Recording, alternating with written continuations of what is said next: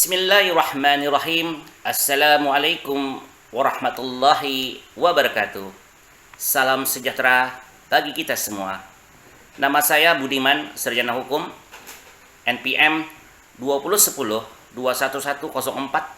kelas eksekutif khusus, kelas E, dosen filsafat hukum, Dr. Insinyur Haji Suparto, Sarjana Hukum.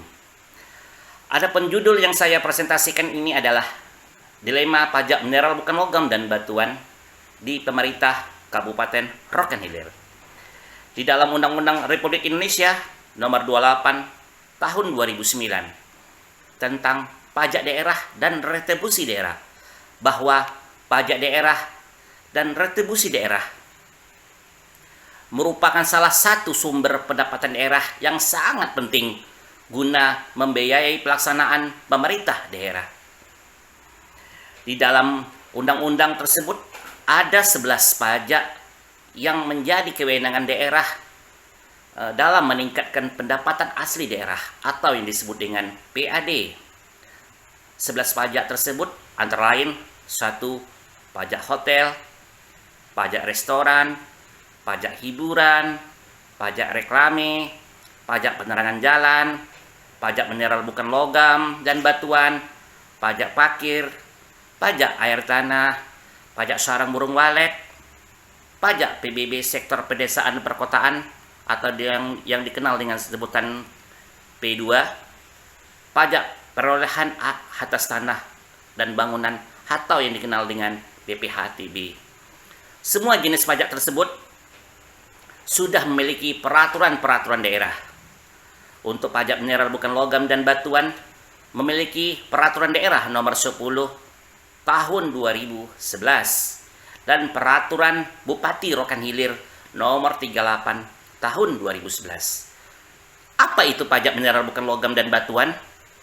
Yang dimaksud dengan pajak minerba ini adalah pajak atas kegiatan pengambilan mineral bukan logam dan batuan, baik dari sumber daya alam, di dalam dan atau di permukaan bumi untuk dimanfaatkan. Terus, apa yang menjadi objek pajak mineral bukan logam dan batuan ini? Yang menjadi objek pajak minerba ini antara lain asbes, batu tulis, batu kapur, pasir, kerikil, tanah, dan masih banyak lagi. Kalau kita sudah membahas PAD, tentu pemerintah Kabupaten Rokan Hilir mempunyai target penerimaan. Baiklah, di sini saya akan mengulas target dan penerimaan yang dimulai tahun 2015 sampai dengan tahun 2019. Untuk target penerimaan tahun 2015 itu sebesar 400 juta. Penerimaan sampai dengan bulan Desember itu sekitar 133 juta atau 33%. 2016 dengan target yang sama 400 juta, itu penerimaan hanya 73 juta atau 18%. Untuk tahun 2017 dengan target yang sama 400 juta, realisasi penerimaan malahan anjlok, turun.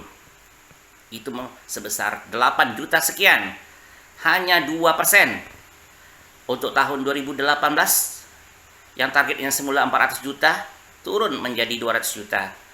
Penerimaan sampai dengan Desember itu hanya 13 juta sekian, hanya 6%. Dan untuk tahun 2019 dengan target yang sama 2018 yakni 200 juta, penerimaan hanya 85 juta sekian, persentase hanya 42%.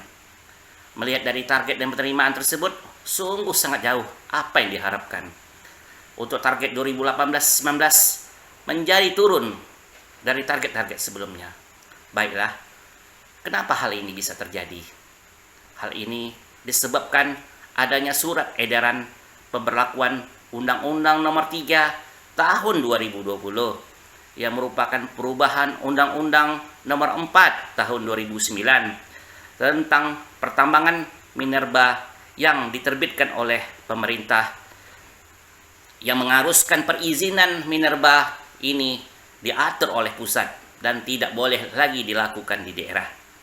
banyak ketentuan yang tidak dapat dilaksanakan dalam undang-undang ini. Antara lain, satu, masalah lintas sektoral yang belum selesai. Adanya tumpang tindih perizinan dengan kehutanan, kelautan, dan perindustrian. Yang kedua, penyesuaian dengan Undang-Undang Nomor 23 Tahun 2014 terkait penyerahan kewenangan pengelolaan pertambangan dan kota dan atau kabupaten, provinsi, dan pusat. Selain itu, terkait juga penghapusan luas minimum wilayah izin usaha pertambangan atau WIUP, eksplorasi dan penetapan wilayah pertambangan oleh menteri setelah ditentukan oleh gubernur.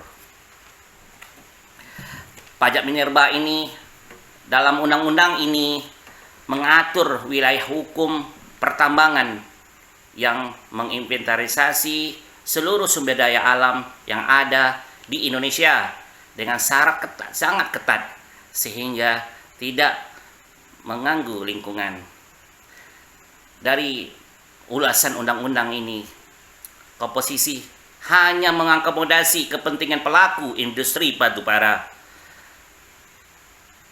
Penambahan, penghapusan, dan pengubahan pasal hanya berkaitan dengan kewenangan dan pengusahaan perizinan.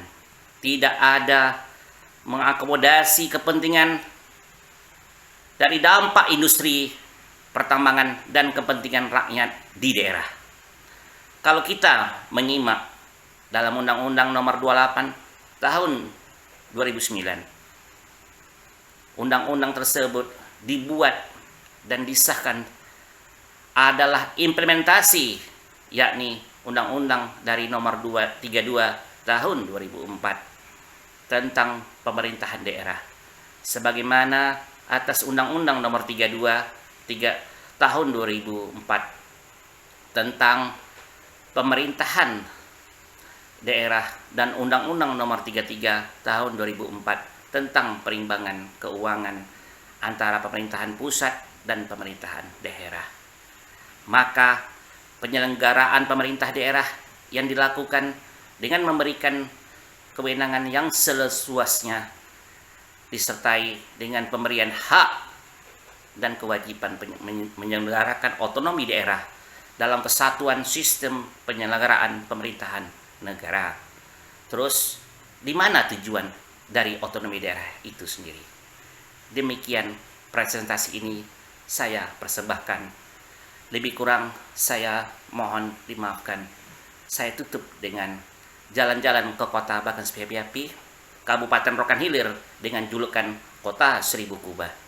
Mencari oleh-oleh kacang pukul dan terasi. Mudah-mudahan seluruh mahasiswa eksekutif kelas E tentunya lulus ujian mendapat berkah. Wabillahi taufiq wal hidayah. Wassalamualaikum warahmatullahi wabarakatuh.